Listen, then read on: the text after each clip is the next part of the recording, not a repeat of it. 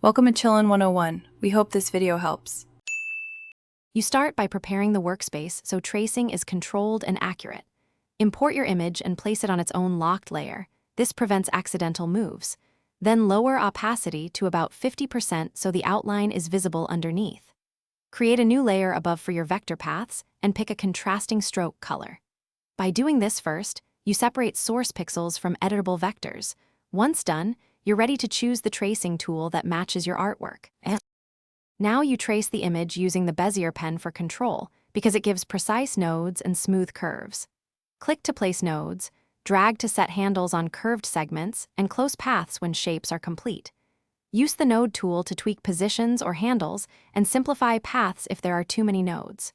For areas with fills, trace each shape separately and later combine them with Boolean operations.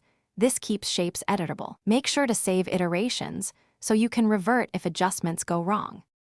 To finish, clean up nodes and refine curves so the vector matches the image.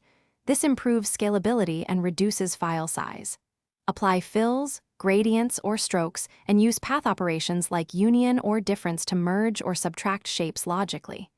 If you need raster output, export PNG and set DPI appropriately. Otherwise, export SVG to preserve vectors. If something looks off, a quick troubleshooting tip: toggle visibility.